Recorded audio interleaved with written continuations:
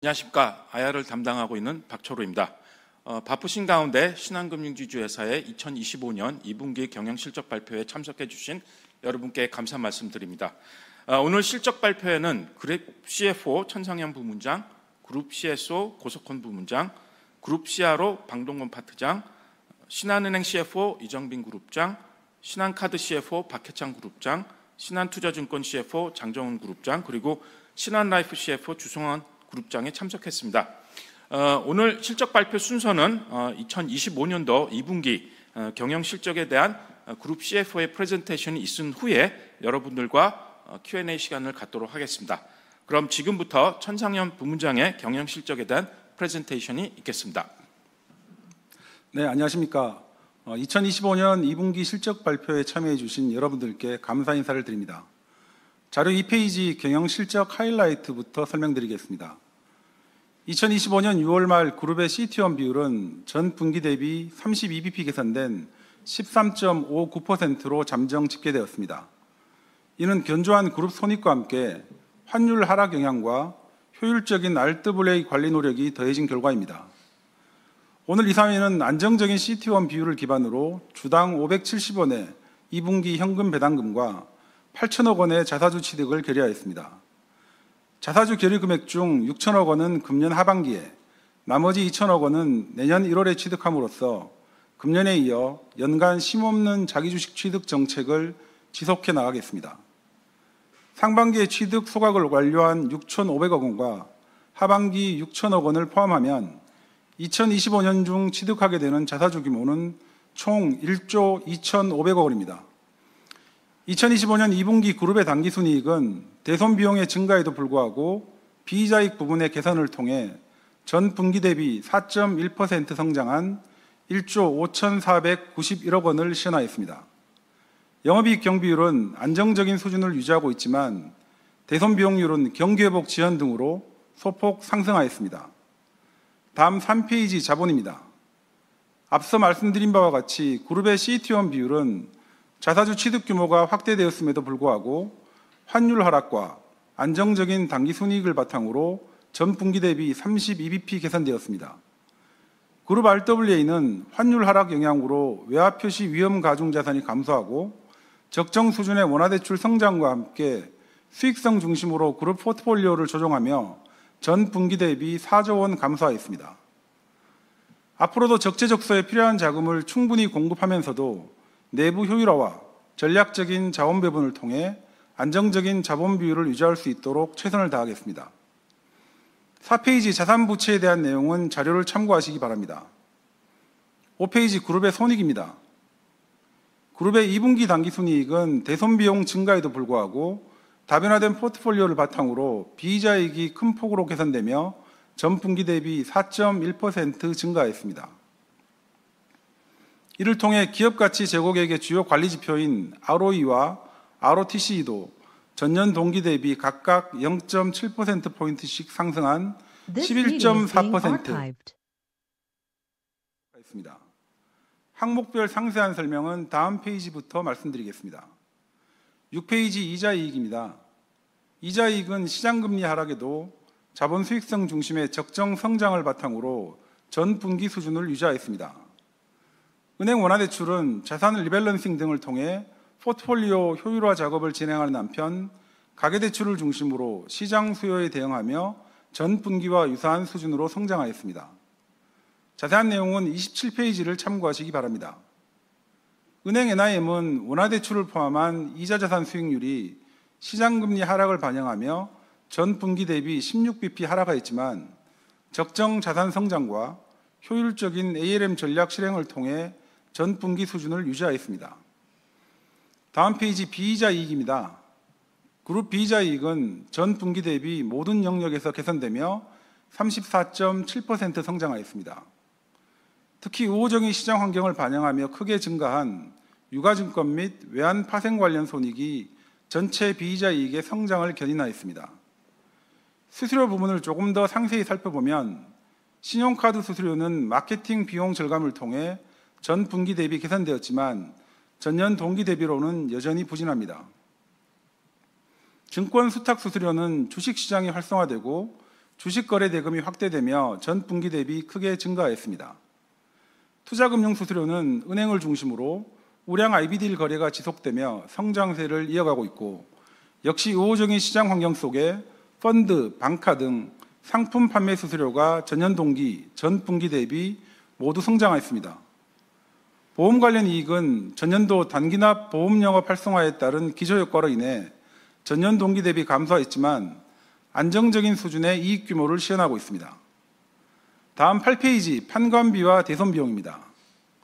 그룹의 판관비는 전년 동기 대비 별다른 특이사항 없이 적정 수준에서 관리되고 있으며 영업이익 경비율은 상반기 중 36.6%를 기록하였습니다. 전 분기 대비 대손 비용이 증가한 것은 경기 회복이 다소 지연됨과 동시에 여신에 대한 보수적인 평가를 통해 인식한 경상 대손 비용의 증가가 주된 원인입니다. 정부 주도의 부동산 PF 정리 계획을 이행하며 비은행을 중심으로 조금씩 발생하고 있는 추가 충당금은 예상한 범위 내에서 관리 중입니다. 경기 회복 지연으로 인한 기업들의 신용 리스크 증가와 함께 취약계층 고객들의 어려움 역시 지속적으로 커질 것을 고려하면 대손 비용은 그 규모와 회복 시기에 있어서 당초 예상했던 범위를 다소 상회할 것으로 전망됩니다. 다음 9페이지와 10페이지까지는 그룹 자산 건전성 지표와 손실 흡수 여력 등을 첨부해 놓았으니 참고하시기 바랍니다. 다음 11페이지 그룹사 및 해외 사업 손익입니다. 신한은행은 대손 비용 증가에도 불구하고 전 분기 수준의 이자 이익과 함께 유가증권과 IB 관련 수수료를 중심으로 비이자이익이 크게 개선되며 견조한 실적을 유지하였습니다. 신한투자증권은 전년도 부진을 딛고 증권 수탁, 자기매매 등 본원적 사업 영역의 경쟁력 제고를 통해 경상체력 회복을 진행 중에 있습니다. 신한카드와 캐피탈 등 여전업권은 조달과 대손 측면의 압력이 계속되며 부진한 모습을 보이고 있습니다만 자산 리밸런싱 등 자구 노력을 통한 펀더멘탈 개선이 진행 중에 있어 점차 수익력을 회복할 것으로 기대하고 있습니다. 그룹의 해외 사업 손익은 대내외 불확실성이 지속되고 있음에도 불구하고 2분기에도 견조한 모습을 보이고 있습니다. 다음 12페이지부터 13페이지까지는 디지털, 지속가능 경영활동 실적에 대한 설명입니다. 14페이지는 그룹 차원에서 추진 중인 상생, 포용금융 관련 내용입니다. 신한저축은행 대출을 신한은행으로 대환하여 고객의 신용을 높이고 고객의 숨겨진 자산 가치를 찾아줌과 동시에 10% 이상의 신한은행 가계대출 금리를 한 자릿수로 일괄 인하해 경제적 자립과 함께 지속 가능한 소비 생활을 돕는 등 고객의 금융 여건 개선을 위한 제도적 지원을 병행하는 것이 골자입니다.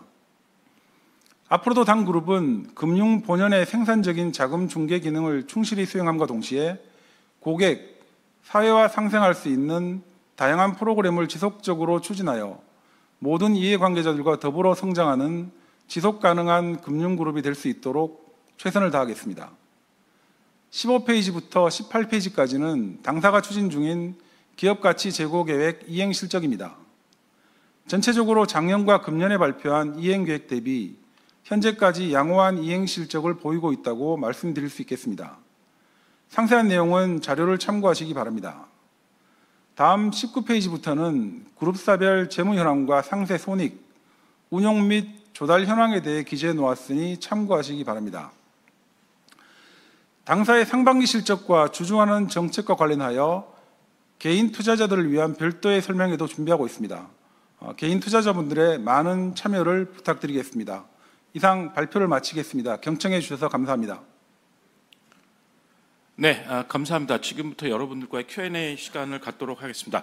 중간에 잠시 화면이 고르지 못했던 점 양해 말씀 부탁드리겠습니다.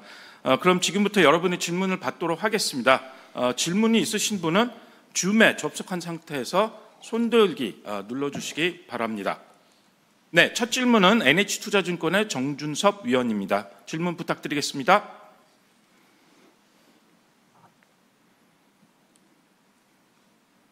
네, 안녕하세요. NH증권 정준석입니다. 질문 기회 주셔서 감사드립니다. 저는 두 가지 질문 드리고 싶습니다. 첫 번째는 이제 올해 연초에 경쟁사 중 하나가 좀 감액 배당을 시행을 했고, 또 어제는 또 다른 경쟁사가 감액 배당 검토한다라고 밝혔습니다. 예전에도 사실 이제 같은 질문 이제 드렸던 적이 있긴 한데, 최근에 또 자본시장의 변화도 있기도 하고, 그래서 이와 관련해서 최근에 이제 우리 신한금융지주는 이제 이 안건에 관련해서 최근 의견 변화가 있으신지가 궁금합니다. 두 번째는 하반기 이제 전망이 좀 궁금한데, 특히 올해 하반기 이제 경기, 그다음에 우리의 이제 대손 비용률은 어떻게 예상하시는지에 대해서 설명 부탁드립니다. 네, 정 의원님 질문 감사드립니다. 저희가 질문 답변 준비한 동안 잠시만 기다려 주시기 바랍니다. 네, 위원님 질문 감사합니다. 두 가지 질문 주셨는데요. 감액 배당 관련한 저희 입장하고, 그다음에 두 번째 질문은 하반기 이제 경기 전망과 대선 비용 전망인 것 같습니다. 첫 번째 먼저 감액 배당 먼저 말씀드리고요.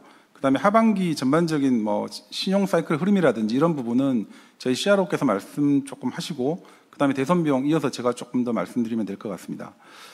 감액 배당에 대해서는 지금 현재 시점에서 저희가 답변을 드린다고 하면 아직은 그거에 대해서는 저희들이 긍정적으로 검토한 바가 없다라고 말씀드리는 게 맞을 것 같고요. 연초에 이제 타사에서 그걸 검토했을 때 저희들도 검토를 했었는데 여러 가지 고려할 부분도 많이 있는 것 같고요.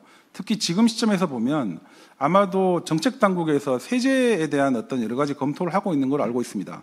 그러면 그런 검토 결과가 나오면 자연스럽게 저희가 다시 한번 검토를 할 수는 있을 것 같은데, 지금 현재 시점에서는 감액 배당을 실시할 계획은 없다라는 말씀을 드리고요.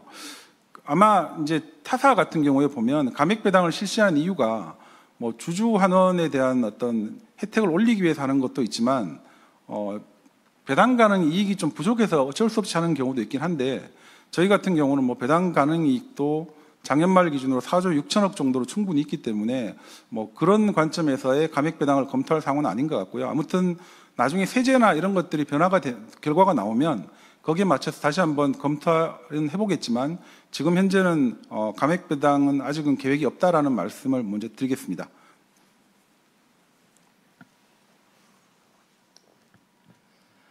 네, CRO 박문고입니다. 하반기 경기 전망보다는 건전성, 환경에 대해서 좀 말씀을 드려보겠습니다. 아시다시피 상반기에는 사실 모든 업권의 그 건전성이 악화 추이를 보여줬고, 그다음에 실물 시장, 또 국내외 정세, 또 성장률 등 여러 가지 요소 감안시 사실 턴어라운드를 기대하기는 좀 어려웠던 시기였었습니다.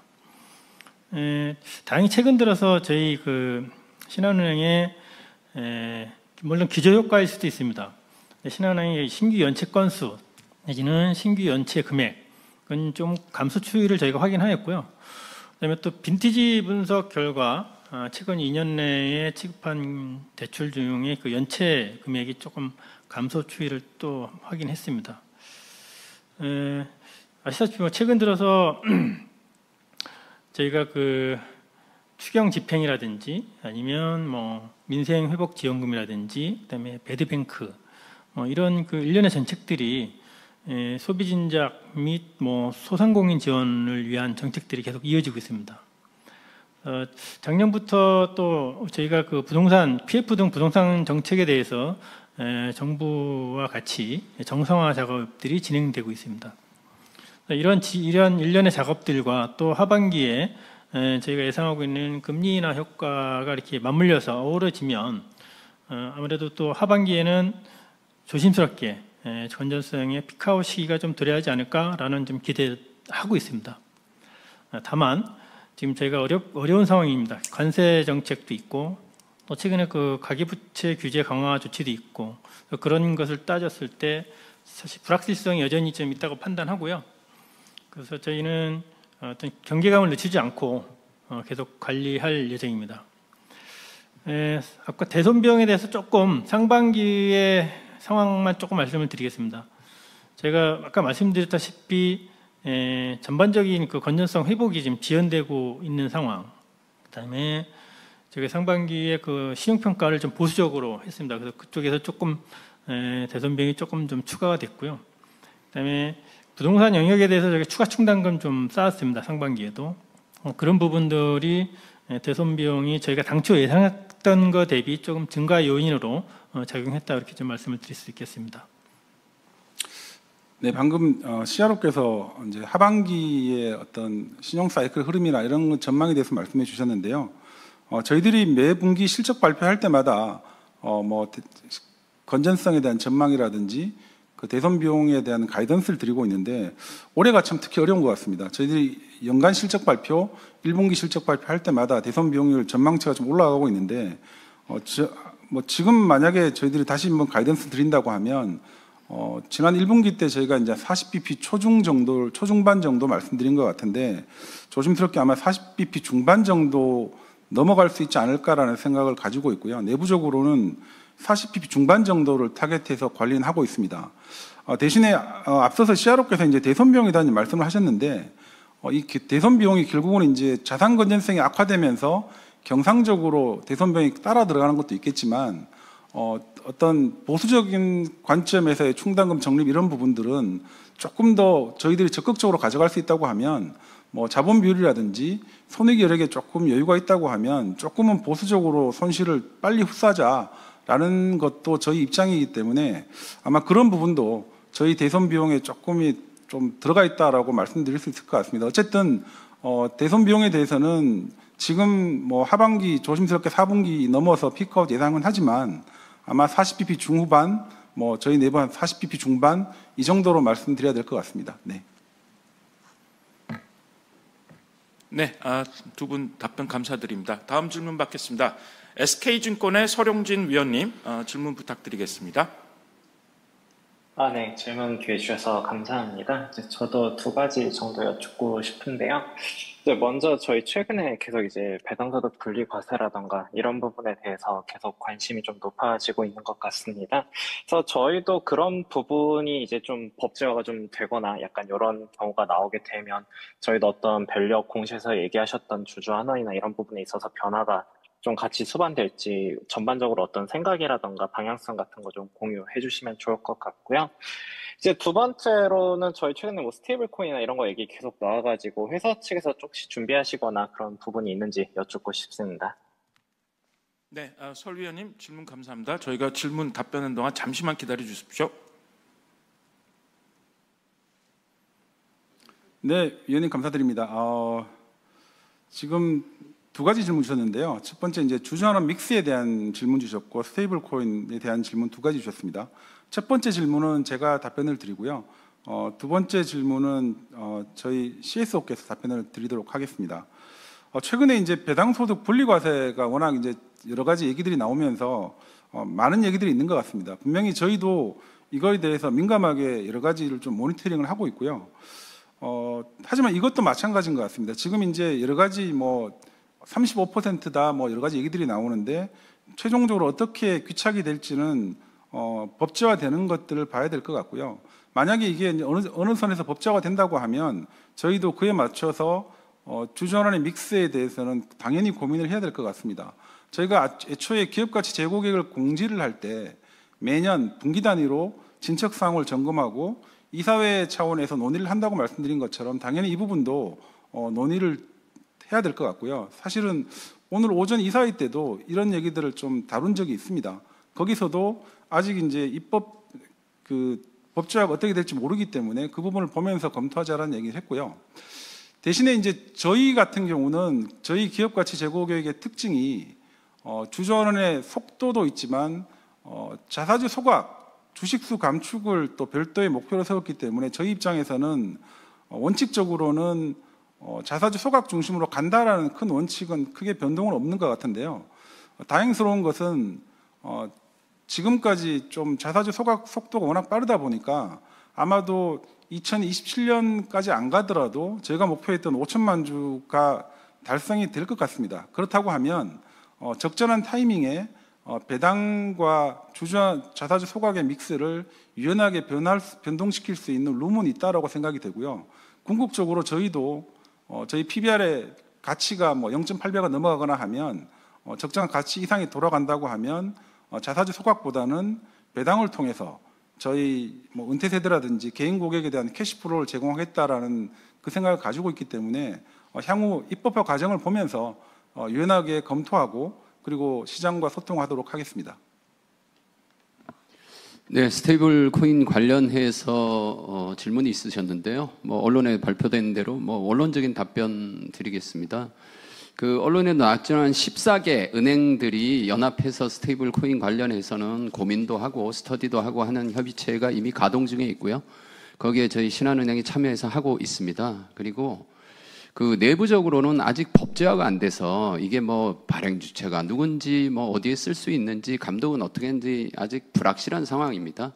그런 상황에서이지만 내부적으로는 하여튼 이 스테이블 코인이 활성화가 되면 그때까지 넉놓고 있지 않고 내부적으로 어떻게 잘 활용하거나 이걸 위기 요인이 아니라 계획은 할지에 대한 어떤 스터디, 고민, 검토들은 진행하고 있습니다. 이상입니다. 네, 답변 감사합니다. 다음 질문 받도록 하겠습니다. HSBC 원재영 위원님 질문 부탁드리겠습니다. 네. 어려운 상황에서도 좋은 실적 내주시고 주주 환원도 신경 많이 쓰셔서 너무 감사합니다. 두 가지 여쭤볼 게 있는데요. 첫 번째는 이제 페이지 16페이지 보면은 이제 회사가 이제 주주 환원을 할 때 이제 PBR의 구간에 따라서 계획이 좀 다르다라고 좀 말씀을 해주셨습니다. 근데 이제 PBR 1배 이상에서는 자사주 소각이 이게 안 적혀 있는 걸 봐서 그럼 저희가 이제 PBR 1배 이상에서는 이제 더 이상은 자사주 소각이 없다 좀 이렇게 이해해도 되는지 좀 여쭤보고 싶고요. 그 다음에 이제 이게 0.8에서 1배 구간은 또 내용이 없거든요. 예, 그래서 그러면 이제 0.8에서 1배 구간에서는 이제 현금 배당이 좀 더 빨리 올라가는 그런 모습을 저희가 예상해도 되는지 그거 하나 여쭤보고 싶고요. 그다음 두 번째는 대출 성장이 생각보다 좀 상반기에 약했던 것 같습니다. 네, 그래서 하반기에 좀 대출 환경이 좀 녹록치 않은데 그래도 어떤 방식으로 좀 대출이 지금 현재 같은 속도로 좀 유지를 하실 건지 아니면 좀 더 늘리실 건지 거기에 따른 림이나 이런 것들은 전망은 좀 어떻게 생각하시는지 하반기 전망을 림하고 대출 알려주시면 감사하겠습니다. 네, 질문 감사합니다. 저희가 질문 답변 준비하는 동안 잠시만 대기 부탁드리겠습니다. 네, PBR 구간별로 해서 주주환원 믹스에 대한 질문 주셨고 두 번째 대출 관련 말씀하셨는데요. 첫 번째 질문 답변 제가 드리고 두 번째 대출 성장 관련은 은행 CFO께서 답변 드리겠습니다. 지금 첫 번째 질문하신 거에 대해서는 저희가 최초에 기업가치 재고 계획을 할 때도 넣어드렸던 내용인데요. 원칙은 그렇습니다. 저희들이 가지고 있는 기업가치 재고 계획의 원칙이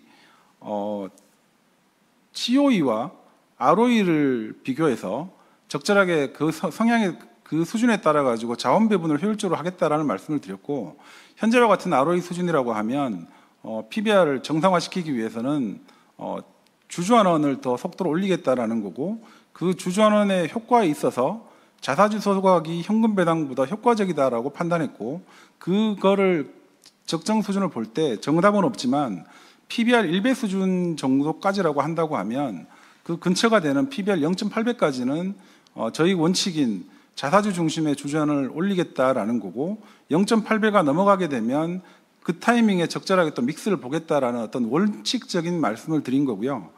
1배가 이상이 되면 그러면 자사주 소각을 안 할 거냐? 그것도 아닌 것 같습니다.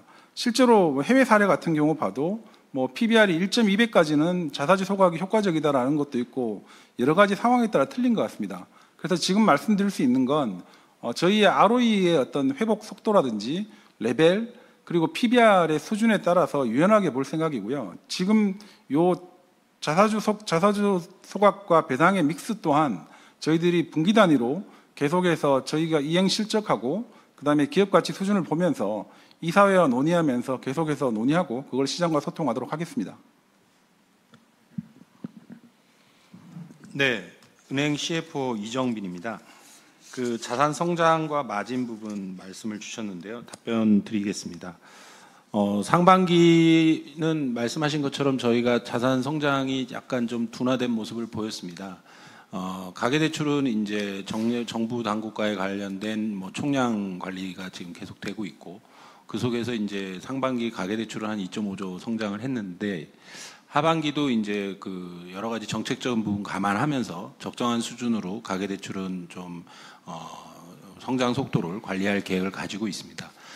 말씀 주신 부분은 이제 기업대출 쪽으로 저희가 보는데, 상반기 기업대출은 저희가 이제 24년에 기업대출 성장 규모를 많이 늘린 부분이 있기 때문에 이제 상반기는 이제 수익성 관점에서 이제 마진 관리와 함께 또 건전성 관점에서도 좀 다소 저희가 이제 보수적인 기준으로 이제 자산 성장을 관리를 했다라고 말씀드릴 수 있겠습니다. 그래서 기업대출 쪽 성장이 상반기에는 좀 다소 거의 미진한 상황입니다. 하반기는 이제 상반기에 어떤 그 자산 포트폴리오 관리를 통해서 어느 정도 성장 여력을 기업 쪽에서는 확보를 했다고 생각을 하고 있습니다. 그래서 하반기는 저희가 상반기와는 좀 다르게 좀 더 적극적인 기업 대출 시장에서의 자산 성장을 조금 추진을 할 계획을 갖고 있고요. 생산적인 자금 지원 차원에서도 그런 부분이 좀 지금 저희가 계획을 하고 있습니다. 기업대출 쪽에서의 어떤 성장을 조금 가져가는 동안에 이제 마진에 대한 뭐 우려도 있으실 것 같은데, 기본적으로 저희가 상반기에 마진 관리했던 부분은 이제 대출 쪽의 이문율 관리도 있겠지만 조달 비용의 관리가 아주 중요한 역할을 했다고 생각을 하고 있습니다. 그래서 하반기에도 기반 고객이라든가 유동성이라든가 이런 것들을 좀 관리하면서 조달 쪽의 비용 관리를 저희가 같이 관리하면서 마진도 어느 정도 하락 그 경향을 관리를 하면서 자산 성장과 같이 병행해 나갈 계획을 갖고 있습니다. 네, 이상입니다. 네, 충분한 답변 되셨길 바랍니다. 다음 질문 받겠습니다. 미래에셋증권의 정태준 위원입니다. 정 위원님, 질문 부탁드리겠습니다. 예, 안녕하세요. 미래에셋증권의 정태준입니다. 저도 두 가지 질문이 있는데요. 첫 번째는 저희 이번 분기에 자본 비율이 꽤 높아졌는데, 저희가 생각하시는 적정한 자본 비율 수준, 뭐 관리 범위가 어느 정도라고 보시는지 궁금하고, 그리고 이제, 만약에 뭐 RW를 선정을 시켜서 이걸 활용을 하시겠다라고 하시면, 뭐 대출 외에 또 다른 방법으로 활용을 하실 계획이 있으신지 궁금하고요. 두 번째 질문은 저희가 이제 주주환원율이 거의 50%에 근접한 것 같은데, 저희도 이제 경쟁사와 같이 50%를 상회하는 주주환원 계획까지도 검토를 하고 계시는지 공유해 주시면 감사드리겠습니다. 네, 정 위원님 질문 감사합니다. 저희가 질문 답변하는 동안 잠시만 기다려 주십시오. 네, 두 가지 질문 주셨는데요. 적정 자본 비율 수준에 대한 질문을 먼저 답변드리겠습니다. 저희가 그 1분기 대비해서 자본 비율을 좀 상당폭 많이 개선했습니다. 그동안에 아마 시장에서도 그렇고 저희의 자본 비율 수준이 조금 타이트하다라는 인식도 좀 있었던 것 같고요. 그리고 저희 내부적으로 물론 뭐 외생적인 환율 변수도 있었지만 나름대로 상반기 동안 여러 가지 효율화 작업들, 리밸런싱을 거쳐가지고 상당히 좀 자본 비율을 올린 바가 있습니다. 그리고 이 자본 비율을 가지고 어떻게 활용하냐라는 측면에서 말씀을 드리는 부분은 구체적으로 뭐 세부적으로 저희들이 뭐 큰 M&A를 하거나 그런 자원이 아니라 아마도 조금 전에 그 은행 CFO께서 말씀하셨던 것처럼 적절한 수준에서는 대출 성장이나 투자라든지 이런 부분을 효과적으로 조금 분배를 해야 될 것 같은 생각이 듭니다. 아시다시피 지금 뭐 한국 경제 전체적으로 여러 가지 어려움 속에 저성장이라든지 뭐 소비 부진 여러 가지가 복합적으로 어려운 상황이기 때문에 저희가 해야 되는 자금 중개 기능이라든지 생산적인 자금 배분 뭐 이런 것들에 대해서는 충실하게 할 계획이고, 그 방법론에 대해서는 저희 내부적으로 여러 가지 고민을 해서 집행을 하도록 그렇게 하겠습니다. 다만 저희들이 뭐 자본 비율을 충분히 가지고 있긴 하지만 여러 가지 규제 환경이라든지 매크로 상황에 따라서 충분히 좀 바뀔 수 있기 때문에 저희가 올 초에 CET1 비율을 13.1% 이상이라고 말씀드렸는데요. 어쨌든 최소한 그 레벨보다는 조금 더 높은 수준에서 조금 관리해야 되지 않을까라는 생각은 하고 있습니다. 아직도 미국 관세 문제라든지 이런 것들 때문에 매크로 쪽은 여러 가지 변수가 있기 때문에 조금은 더 보수적으로 관리할 생각을 가지고 있습니다. 그 다음에 두 번째 질문은 주주환원율 수준에 대해서 말씀 주셨는데요. 저희들이 작년 7월 달에 이제 주주환원율 50%를 저희가 선언했을 때 아마도 시장에서 상당히 좀 대단히 혁신적이라고 반응하셨던 것 같아요. 그만큼 저희가 2년 전만 하더라도 30%대 주주환원율이었다가 그 작년에 40%를 갔다가 지금 아마 뭐 다른 금융기관 같은 경우는 아마 50%를 거의 넘어가는 얘기가 나오고 있고 저희도 아마 상당 수준으로 올라갈 것 같은데 적정한 주주환원율 수준에 대해서는 이 부분도 아까 말씀드렸던 거하고 똑같은 톤으로 말씀드릴 수밖에 없을 것 같습니다. 저희가 어느 정도의 주주환원율을 가져갈 거냐에 대한 부분은 27년도에 50%라는 거는 지향점으로 가지고 있는 거고요. 여러 가지를 오픈해서 볼 텐데 이건 역시 마찬가지로 저희의 PBR 수준이나 ROE 그리고 여러 가지 내부적으로 여러 가지 경영 전략이라든지 이런 것들을 종합적으로 고려할 부분이기 때문에 그 부분도 저희가 일단 올해 하반기 주주환원은 어느 정도 발표를 했기 때문에 이후에 또 적절한 기회가 되면 저희가 변화하는 부분이 있으면 그 부분을 시장하고 적절하게 소통하도록 하겠습니다. 네, 답변 감사합니다. 다음 질문 받도록 하겠습니다. 대신증권 박혜진 위원입니다. 질문 부탁드리겠습니다. 네, 안녕하세요. 저 질문 두 가지 드리도록 하겠습니다. 저 대손 비용 쪽에 조금 더 자세한 설명을 좀 해주시면 감사하겠는데, 그 은행이랑 카드 보니까 이번에 상매각 규모가 증가했는데, 고정이와 여신 비율이 좀 떨어지지 않는 것 같습니다. 특히 장표 이제 10페이지를 보면 은행보다 카드 쪽 무수익 자산 규모가 늘어나는 것 같은데, 지난 실적 발표에서 3분기쯤 이제 카드 연체율이나 조달 코스트 부담이 좀 완화될 거라고 말씀을 주셨어요. 그래서 전망이 좀 유효한지, 그리고 아까 대손 비용 증가는 그 카드 쪽 부실 자산 증가를 좀 염두에 두고 설명을 하신 건지, 카드 쪽의 건전성 부분을 조금 더 자세히 설명을 부탁드리고요. 두 번째 질문은 제가 아까 서두에 잘 못 들어서 그 하반기 자사주 매입 규모를 이제 8천억 원으로 발표를 하셨는데, 이 중에서 실제로 2025년에 귀속되는 거는 6천억이고 이제 뭐 내년에 2천억으로 넘어가는 건데 이거 한 번만 확인 부탁드리겠습니다. 네, 질문 감사합니다. 저희 질문 답변 준비하는 동안 잠시만 기다려 주십시오.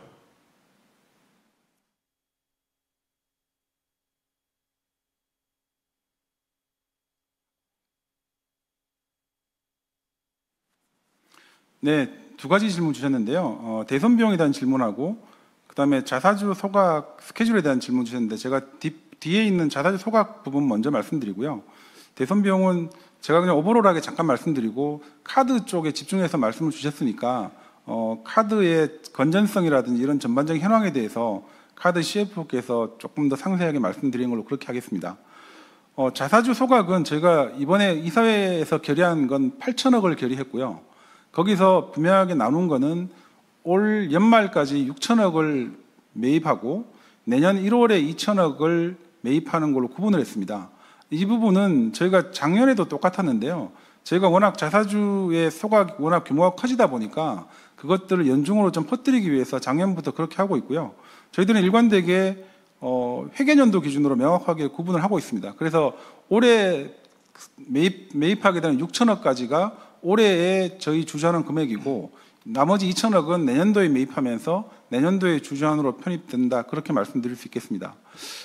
대손 비용과 건전성 관련은 그런 것 같습니다. 저희들이 이제 상매각도 나름 조금 열심히 하고 있는데요. 아무래도 고정이와 여신들이 저희 생각보다 조금 빠르게 늘어가고 있다라는 게 사실인 것 같고요. 대신에 상매각 쪽에서는 또 나름대로 고민이 있습니다.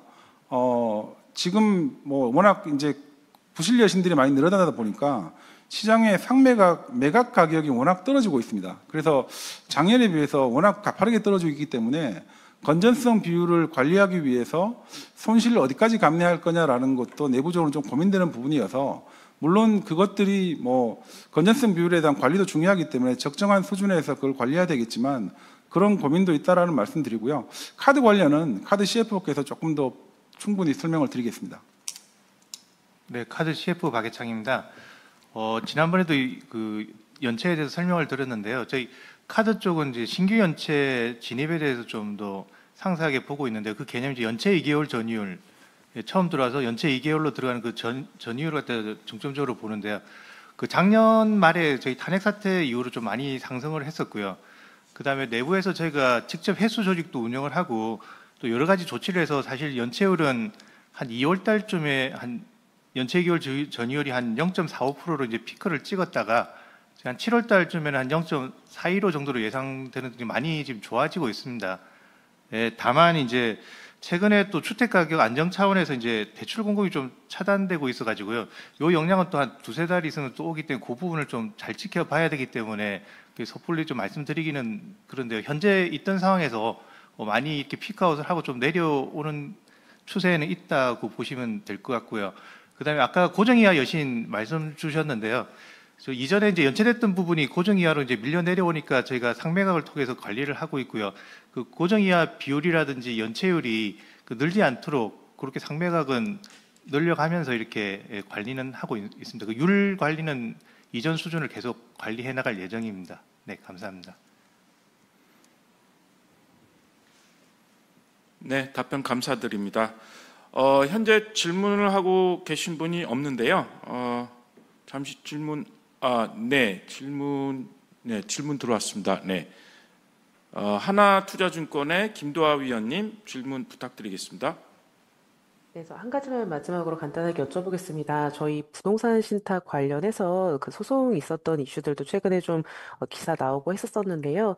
아직까지는 타사들도 그렇고 부동산 관련된 자산에서 충당금 전입들이 들어가는 것 같은데 여기에서 신탁사에서 추가로 더 뭐 이번 분기가 됐든 향후 하반기가 됐든 내년이 됐든 추가로 더 쌓아야 할 부분들에 예상되는 것들 있으시면 좀 방향성 짚어주시면 도움이 될 것 같습니다. 감사합니다. 네, 질문에 대한 답변 저희 준비원들 잠시만 기다려 주십시오. 네, 위원님 부동산 신탁사 관련 질문 주셨는데요. 아마 올해 여러 이제 업권 내 결산한 걸 보면 지금도 부동산 신탁사들은 여전히 적자도 있고 막 그런 것 같습니다. 아직 여전히 좀 어렵다는 생각이 드는데요. 저희 같은 경우 작년에 뭐 기억하시겠지만 워낙 거액의 손실을 저희들이 작년에 결산에 반영을 했습니다. 그래서 상대적으로는 그 부분에 있어서 선제적으로 좀 손실을 많이 했기 때문에 여력은 상당히 있다라고 보는 게 맞을 것 같고요. 그 다음에 지금 올 2분기에 있었던 충당 소송 관련해가지고 저희들이 충당금 반영한 게 한 250억 정도 반영을 했습니다. 그런 반영했음에도 불구하고 저희 신한자산 신탁 같은 경우는 뭐 과거 대비해서 손익 규모가 줄긴 했지만 1분기, 2분기 계속해서 흑자 기조는 유지를 하고 있습니다. 물론 저희들이 조금 안심할 수 없는 건 부동산 경기가 어떻게 흘러가냐에 따라 가지고 부동산 사이클이 계속해서 꺾여서 내려간다고 하면 거기서 돌아올 수 있는 회수 예상가액 같은 것도 줄 거니까 거기서 발생할 수 있는 어떤 손실의 추가 부분은 있겠지만 큰 틀에서의 어떤 손실 충당 이런 부분은 상당 부분은 끝나 있다고 보는 게 맞을 것 같고요. 참고로 저희가 6월 말 기준으로 신탁 개정대 잔액이 한 8,400억 정도가 있습니다. 근데 여기에 지금 충당금이 한 3,400억 정도 쌓아서 한 40% 정도 충당을 했습니다. 그래서 뭐 자신 있게 말씀 못 드리겠지만 거액의 어떤 부실, 손실 이런 것들보다는 부동산 경기 하락에 따라서 조금씩 흘러나올 수 있는 그런 거 외에는 어느 정도 큰 틀에서는 조금 잘 막고 있다 이렇게 말씀드려도 될 것 같습니다. 네, 답변 감사합니다. 질문 또 받겠습니다. 다올투자증권의 김지원 위원입니다. 질문 부탁드리겠습니다. 네, 안녕하세요. 질문 기회 주셔서 감사합니다. 저는 증권 쪽을 좀 더 여쭤보고 싶은데요. 최근에 신한투자증권 브로커리지 점유율도 올라오고 있고 IBD 수임 규모도 좀 늘어나고 있는 것 같습니다. 그래서 그룹 비이자 기여 측면에서 증권이 주력으로 생각하시는 사업 부분이 어떤 게 있는지 혹은 사업 다각화를 추구하시는지 좀 여쭙고 싶고요. 또한 최근에 발행어음 인가를 신청하신 걸로 알고 있는데 발행어음 조달 후에 이제 운용 계획도 여쭤보고 싶습니다. 감사합니다. 네, 질문 감사합니다. 답변 준비한 동안 잠시만 대기 부탁드리겠습니다.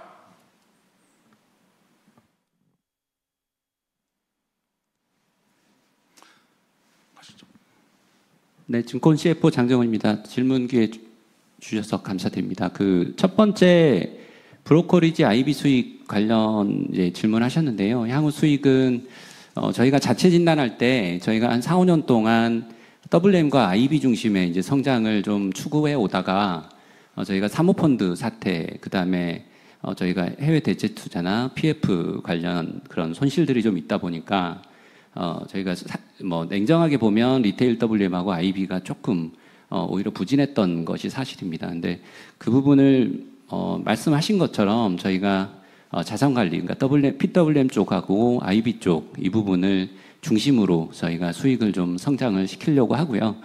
말씀 주신 것처럼 해외 주식이나 MS나 이런 부분들을 메리츠를 포함하더라도 저희가 한 5%가 좀 넘는 MS로 좀 많이 올라왔고 해당 부분에 대한 브로커의 손익이 좀 계속 나오고 있어서 IB 쪽에 올해 상반기에 전년 동기 대비해서 한 200억 이상 인수주선 자문 수수료가 좀 나오는 것 다 포함하면 기초 체력이 좀 많이 좀 개선되고 있다라고 저희가 내부적으로는 평가를 하고 있고요. 근데 다만 어쨌든 저희가 혹시 있을지 모르는 그런 손실 요인 이런 부분도 잠재 부실 요인에 대해서는 저희가 면밀하게 판단하고 좀 불확실성을 선제적으로 좀 제거하는 그런 작업도 하반기에 계속 진행하려고 합니다.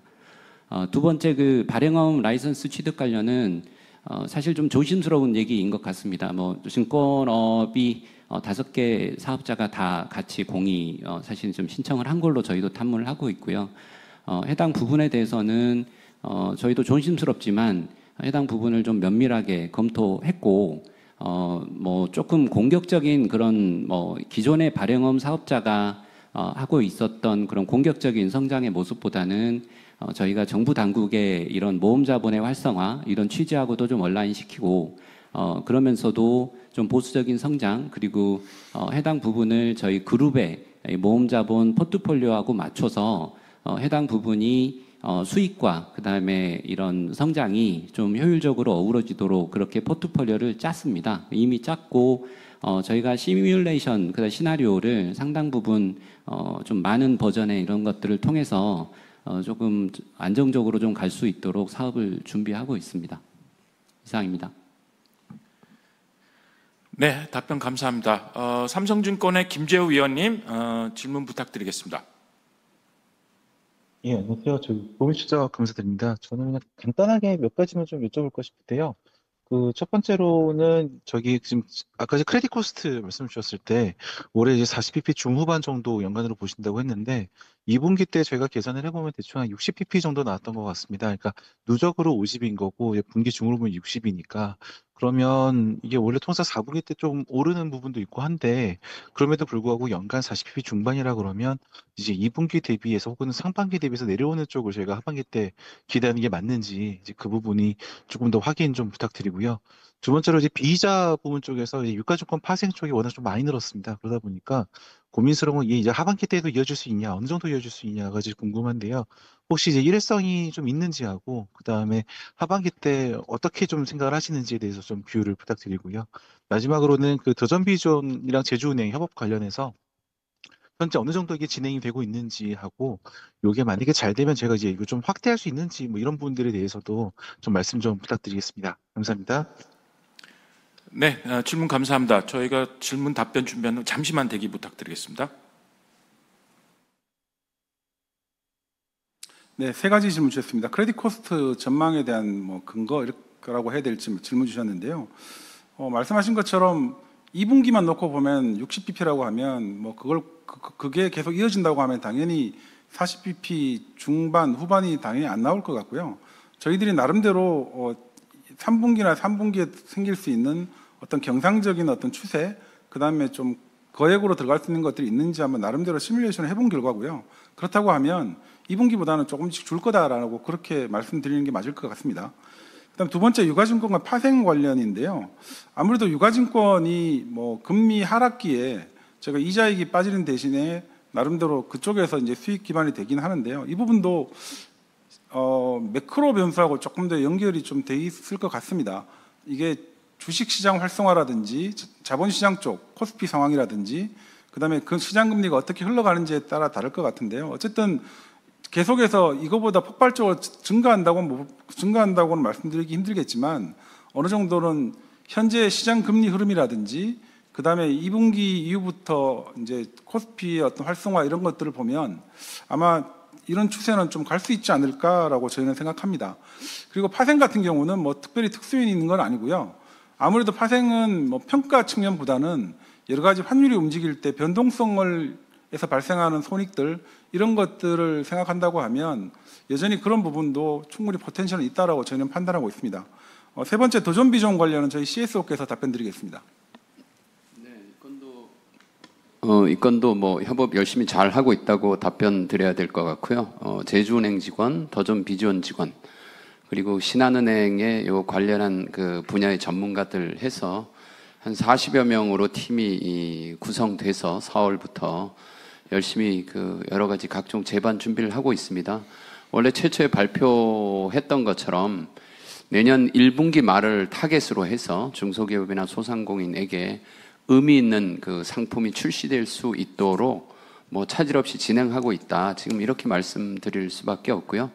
사업 확대는 일단 그게 성공을 하고 성공을 거두고 난 다음에 좀 진지하게 더 논의해야 될 그런 단계로 보고 있습니다. 이상입니다. 네, 답변 감사합니다.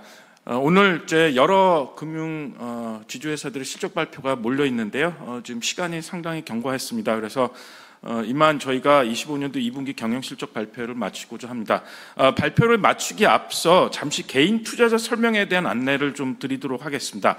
앞서 CFO께서도 말씀을 주셨는데 저희가 8월 28일 날 신한금융그룹 공식 유튜브 채널을 통해서 개인 투자자를 위한 경영 실적 및 주주 환원 정책에 대한 설명회를 작년과 같이 진행하고자 합니다. 금일부터 8월 4일까지 저희가 홈페이지를 통해서 오늘 소화되지 못한 개인 투자자들의 질문을 홈페이지에서 사전에 취합을 해서 그 내용들을 8월 28일 날 질의응답하는 시간을 가지고자 하니 많은 개인 투자자분들께서는 저희 홈페이지를 통해서 못하신 질문을 좀 부탁을 드리겠습니다. 그리고 이 프로그램에 대한 상세한 내용은 저희 홈페이지나 다트 공시를 통해 안내드릴 예정이고 개인 투자자들의 많은 참여와 관심 부탁드리겠습니다. 이상 저희 2분기 실적 발표를 마치도록 하겠습니다. 감사합니다.